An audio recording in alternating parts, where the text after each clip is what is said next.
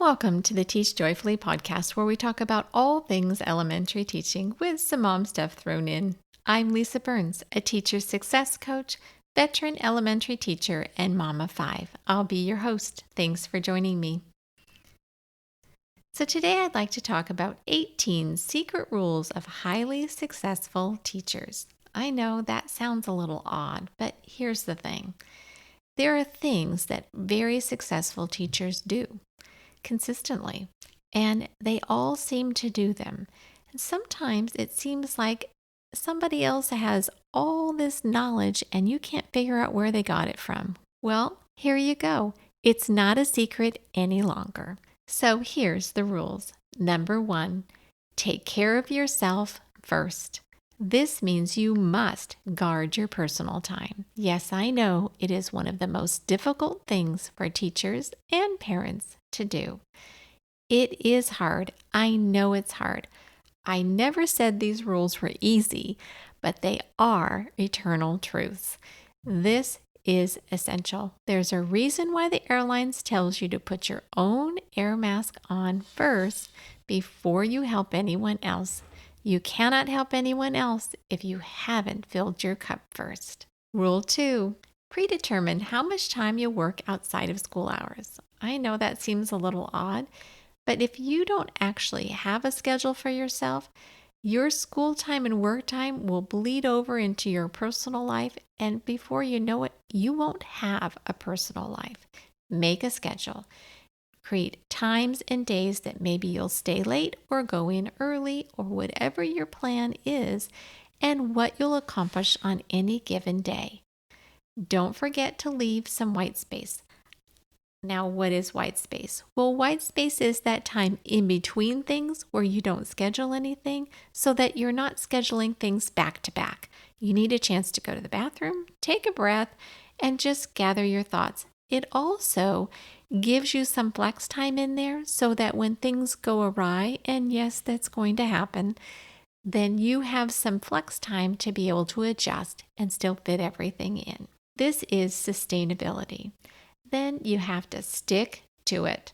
I know that's the hardest part. It's great to make schedules and do all this planning, but actually sticking to it truly is hard. Walk away when time is up. For me, I set timers, and when I'm done, I'm done. Remember, weekends are sacred. You need a physical and mental break to be a good teacher. I could work all the time. I love what I do, but I know that I need breaks every day to continue to love it and to continue to be at my most productive. If I am not being productive, I know I'm not giving myself the boundaries that I need in order to take the right breaks so that I can come back and be productive. Overwork is guaranteed to give you less productivity. Now, if you've done these first 2 things, the next rule should be fairly easy, and that's show up mentally and emotionally.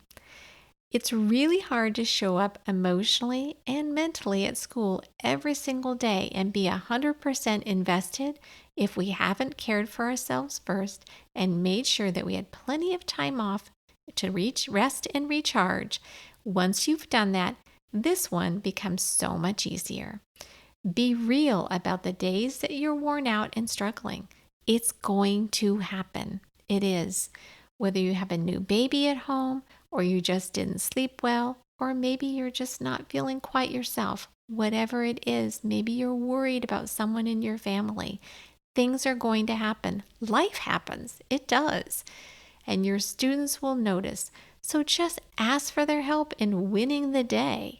Your students will kick it into high gear and help you out. They love you. They really do want the day to be successful. And if you tell them you're having a rough day and you need their help, they'll jump in and help more often than not. So the next rule is master your classroom management. I know this one seems obvious. If your classroom management is working, everything else is so much easier. But if our classroom management is broken, Let me tell you, you're not going to win the day. You're going to struggle through every single day until you get this piece right. And I know it's not easy, but don't stop looking for the solution that will work for you. Ask questions, get help, see what other people are doing, give it a try, but you must get your classroom management down. The next rule is commit to being consistent in all you do so your students will feel safe. I know that consistency and safety might not seem like they go together, but they do. The more consistent you are, the more your students can trust you and the safer they'll feel. If you're not being consistent, that means they never know who's showing up that day, and that's stressful. It also means that they can't trust you to be the same person every day. Yes, you're going to have off days, but we've already solved that. You're going to tell them when you're having an off day ahead of time. When I say being committed to being consistent, it also means if you say something, you better mean it. That means you need to filter out what's worth fighting for and what it is that you need to let go. I know it's really easy to get hung up on some details, and if they're really important to you and it is a deal breaker for you, by all means fight to the death for it. But if it's not, some things you can just let go. Know that in advance so that you know what you're going to be very consistent with and the things that might flex. The next rule is take the emotion out of your class management. When I say take the emotion out of your class management, that doesn't mean that you don't care about your students and you're not treating them with respect.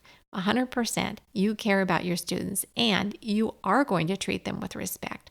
I mean, take the emotion out of your voice and out of your body language. When we get hyped up and stressed and upset, it shows in our body language and in our voice. If we can calm our body language and calm our voice, then everything will be much smoother. You'll be able to stick to your expectations and rules and still treat all your students with respect that they deserve, regardless of how they're behaving. It's so much easier, but if we allow ourselves to get ramped up, then for sure the wrong words are bound to come out of our mouth, and our students will know that we are losing control, and that will skyrocket so fast. Find the right words, practice them, and make sure that you are using them consistently. I have a worksheet for that. I call it my power phrase, and I will attach it in the show notes. Number 7, don't judge other teachers. Life is hard enough. We all have our own journey and need support to grow from who we are today to who we'll be tomorrow. And that's all we can focus on. You don't know what someone else's trials and struggles are. You don't know where they came from. You might think you know, but you don't. And the reality is, you don't want them judging you either. So just take the judgment and throw it away. The next one is budget, budget, budget. Spend as little money on your classroom as you can possibly reasonably do. I know this seems counterintuitive when Target has a dollar spot and it's calling your name, but let me tell you, I call Target the $100 store. Don't get me wrong, I am a Target fan, but you can go to Target and spend $100 in the blink of an eye. I know because I've done it. If you can keep yourself from buying more stuff when you don't actually need more stuff, you will be happier. Less is more. The less cluttered your classroom is, the less stressful it will be, the less cleaning you'll have to do, and it will save you money. Teachers don't make huge salaries.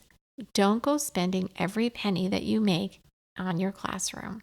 Live on as little as you possibly can. Do you really need all that stuff from the dollar spot? Probably not. Is it cute? Sure. But do you really need it? Think twice before you buy. All that stuff doesn't make you a better teacher. You are the factor in the good teaching, not the stuff. The next rule is be safe. And we all know safety is key. You have to take care of yourself and your students. Super germs are real. And we know this.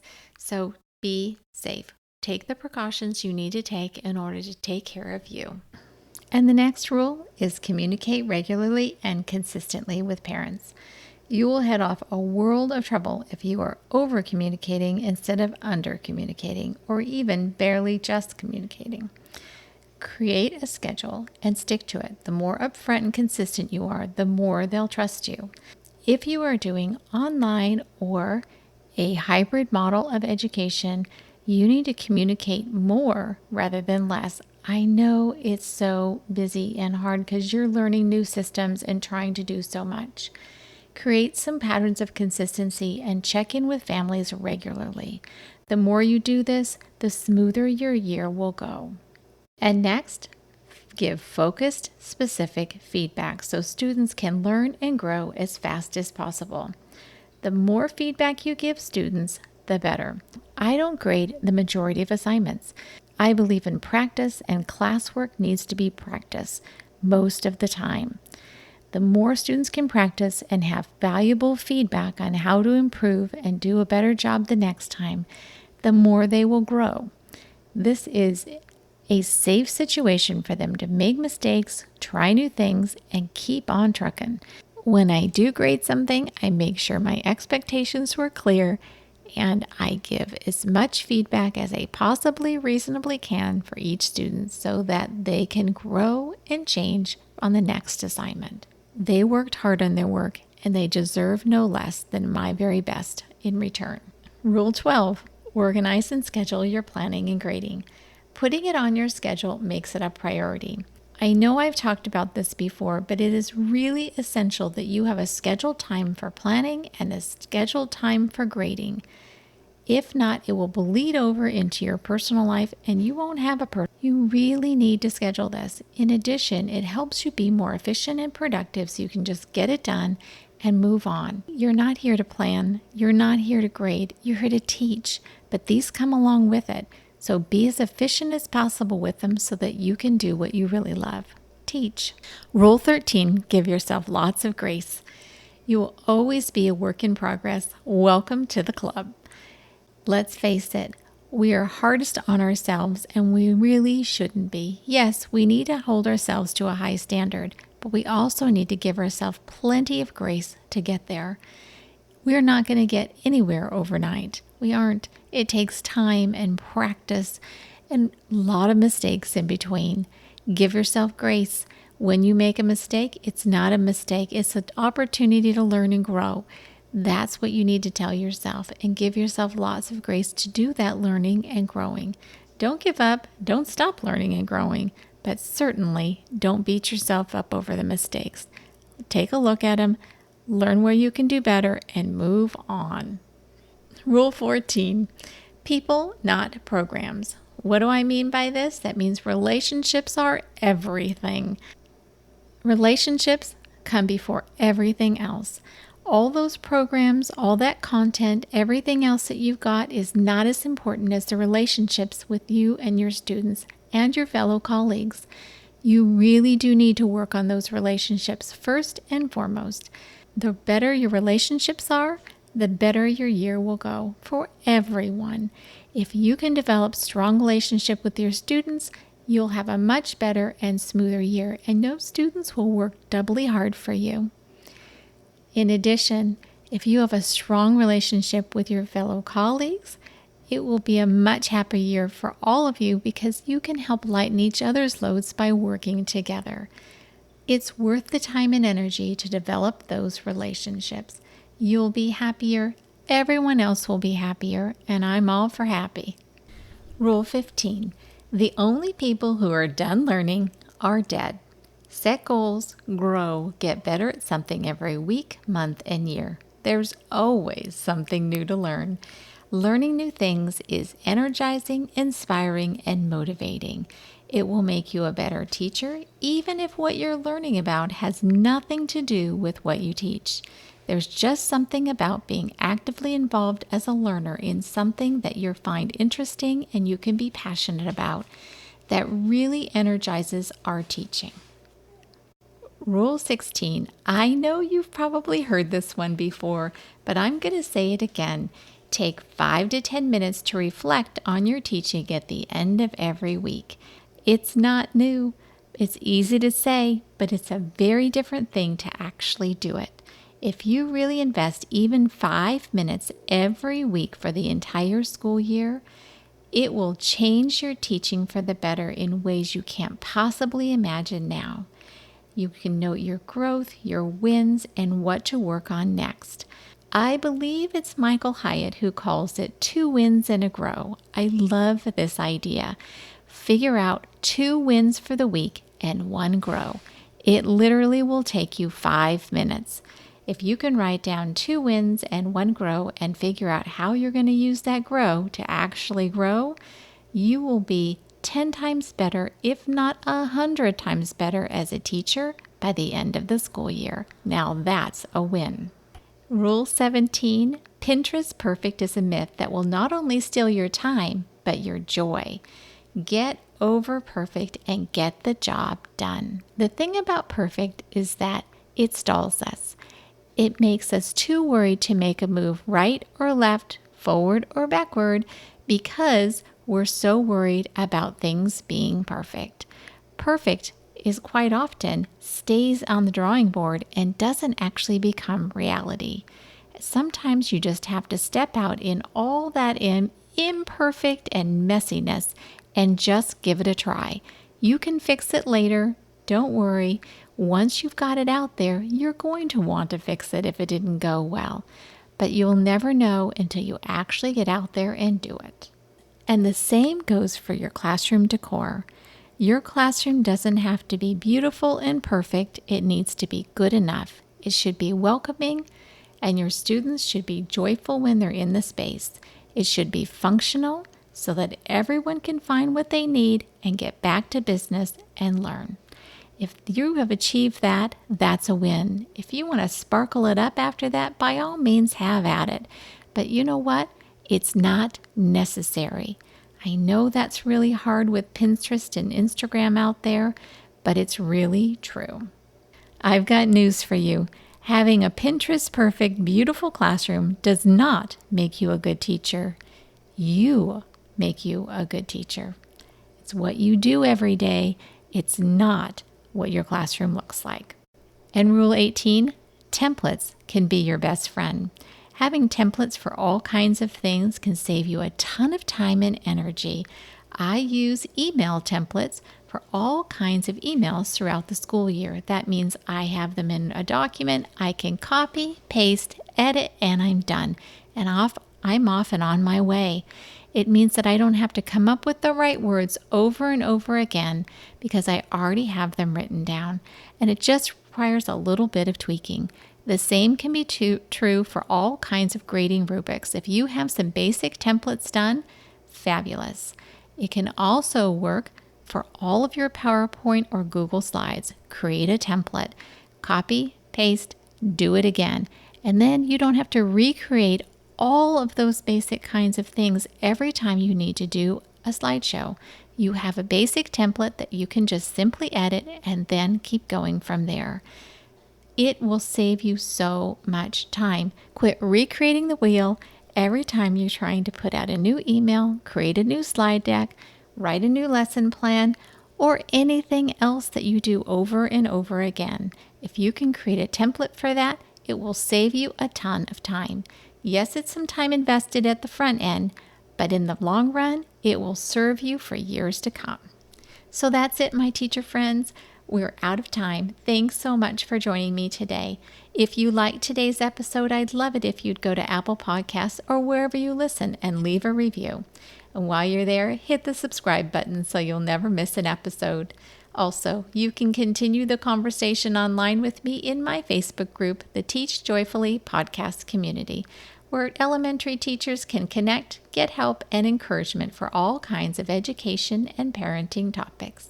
You can find the show notes, the links to all the resources, and a few extra ones mentioned in today's episode on my website at www.hopeineducation.com/podcast. And remember, a happy teacher is a good teacher. So until next time, teach joyfully and take care of you.